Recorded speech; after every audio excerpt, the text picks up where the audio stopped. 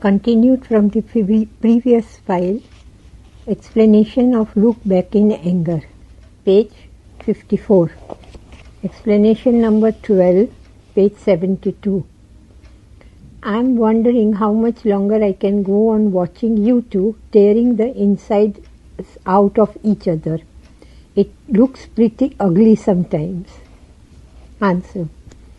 Cliff acts as a sounding board in the battle between Jimmy and Allison in a very bitter and beastly manner. Jimmy attacks Allison both for her social background and for her lethargy and lack of involvement.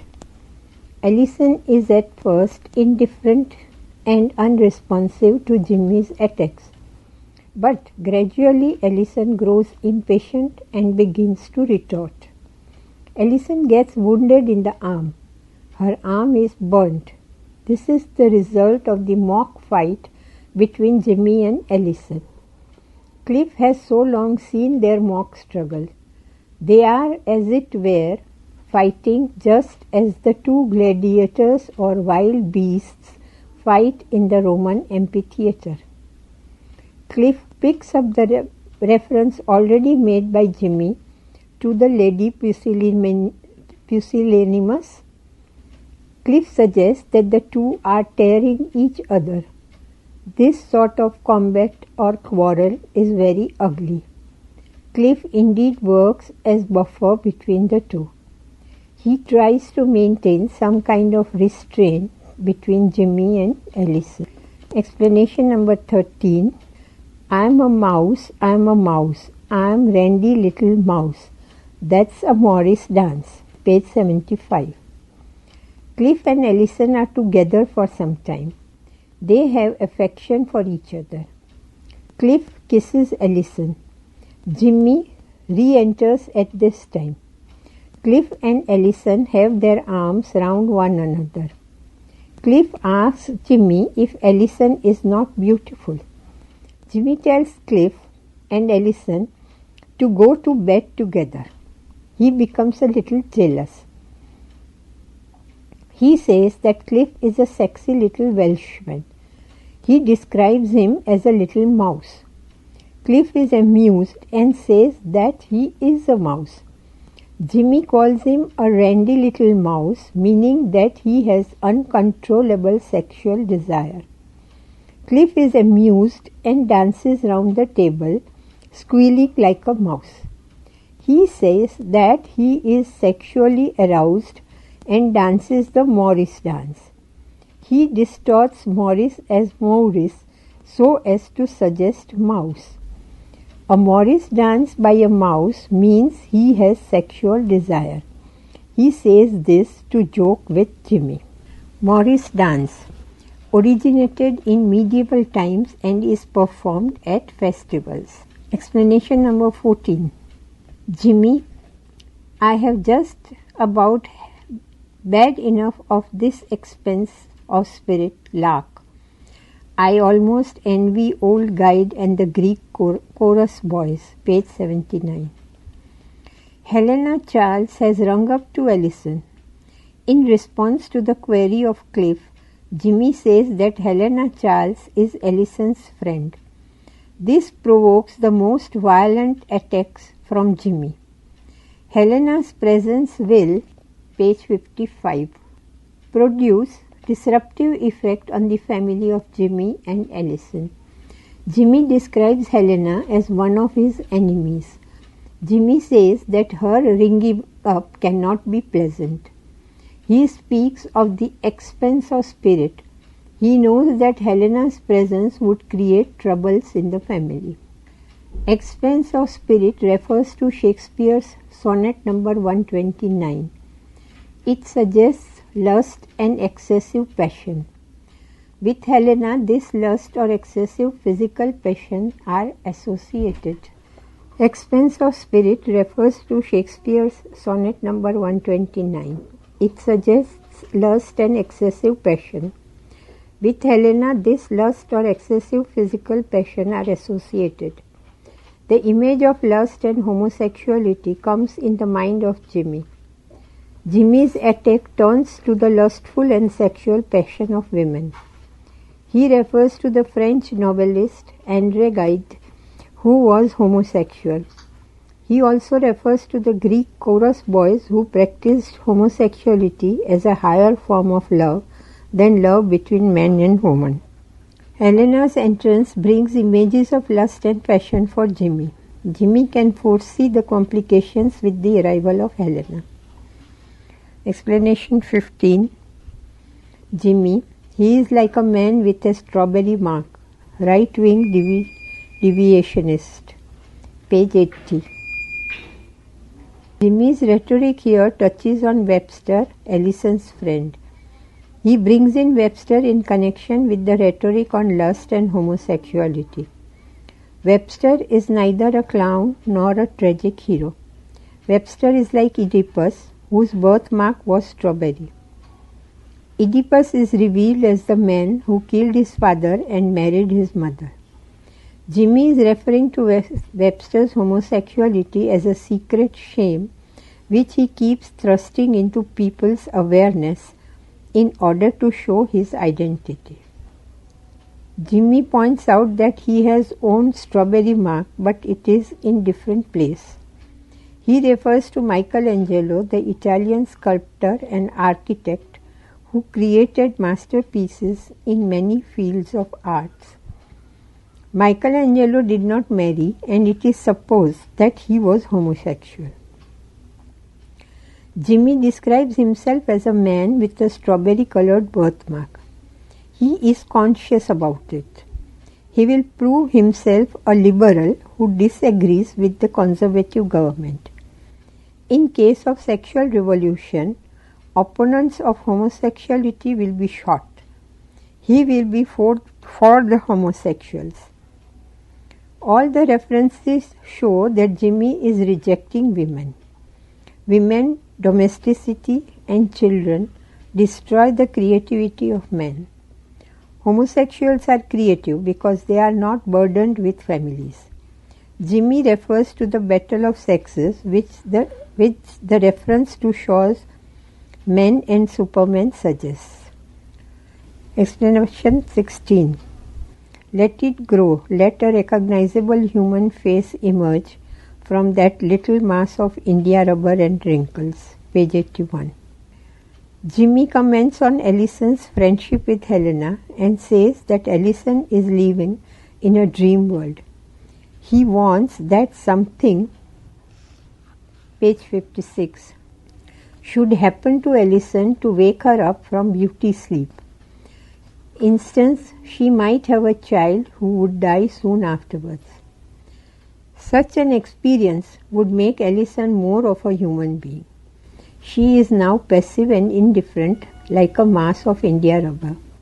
She has no vigor, but suffering would make her human and active. Here Jimmy proves prophetic. He does not know that Allison is pregnant. She will have a child which will die. Explanation 17. They both came to regard me as a sort of hostage from those sections of society they had declared war on.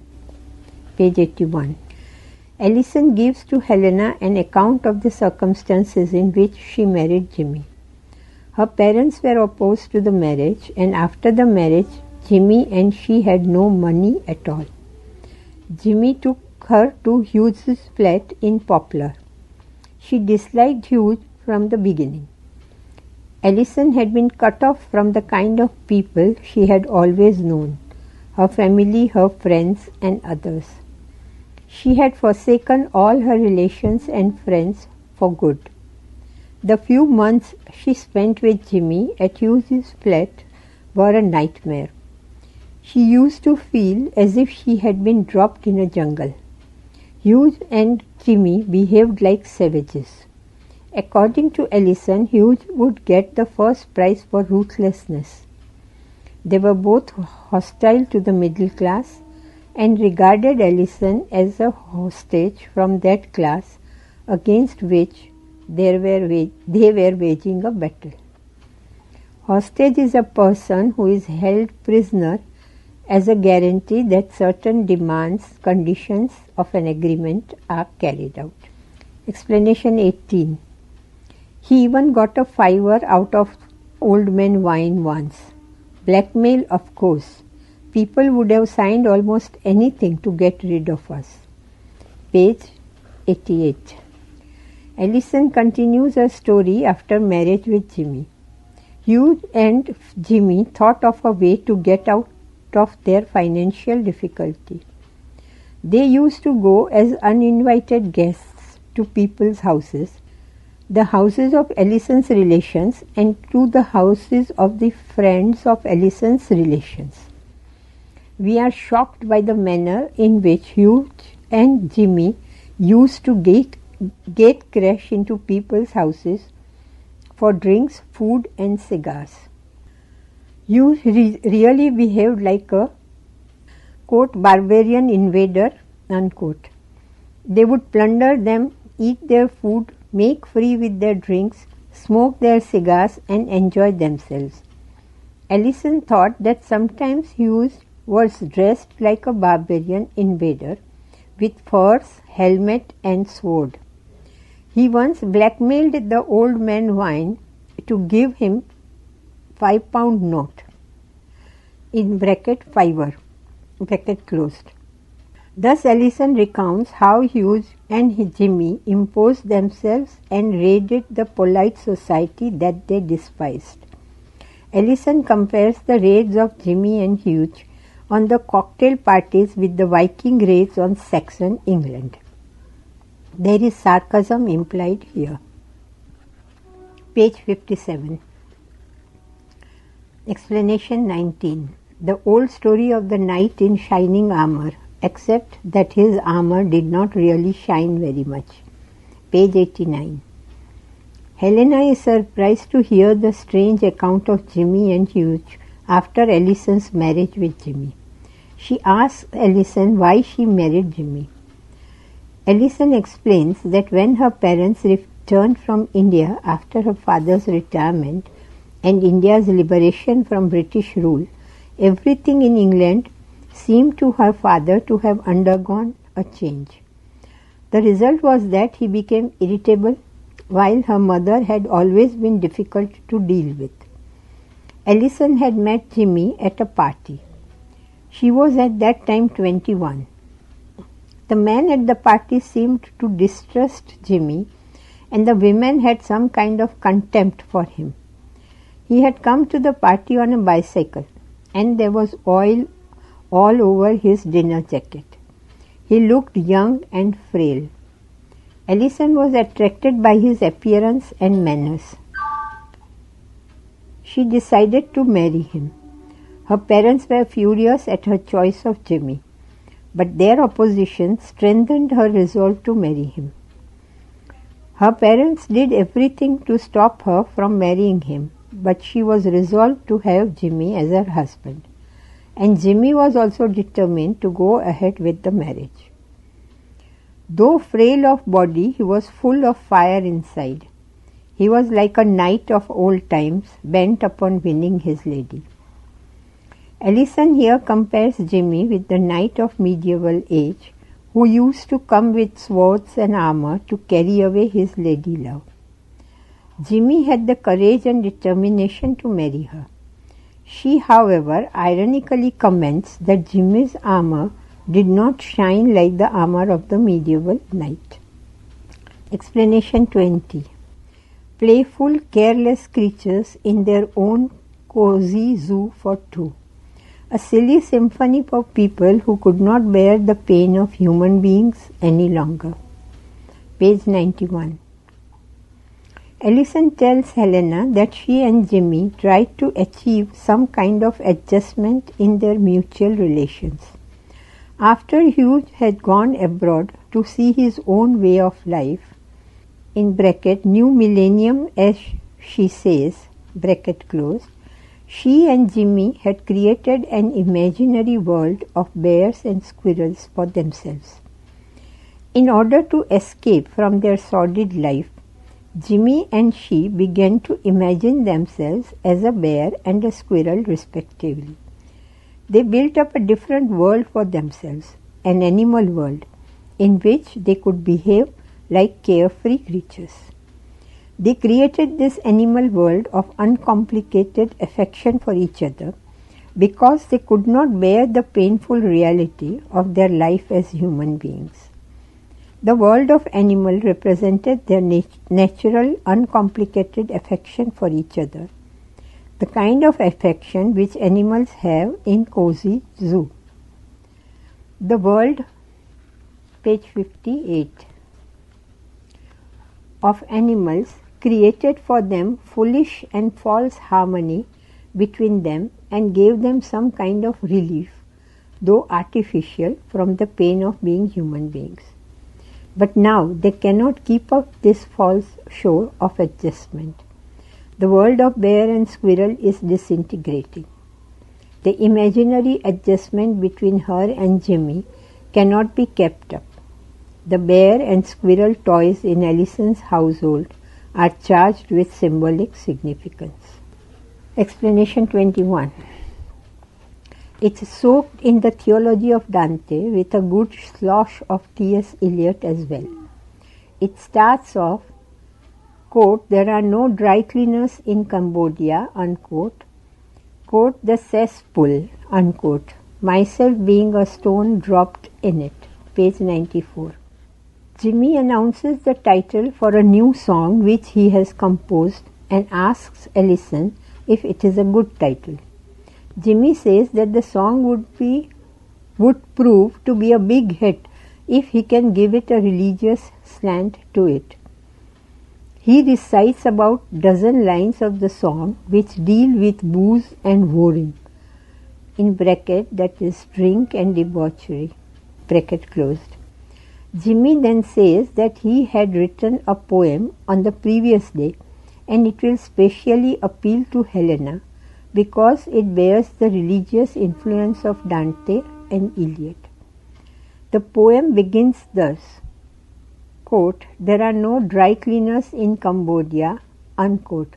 The title of the poem is, quote, "The Cesspool," unquote.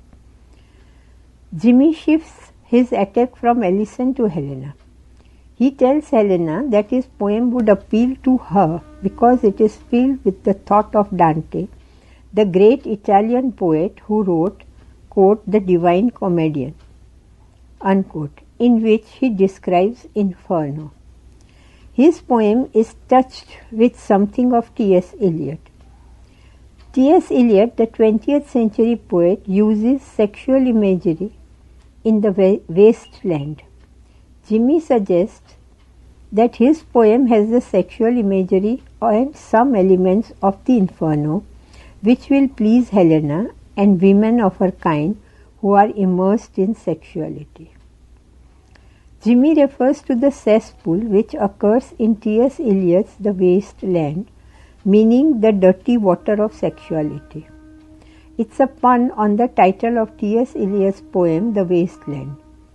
The waste land refers to the barrenness of modern civilization.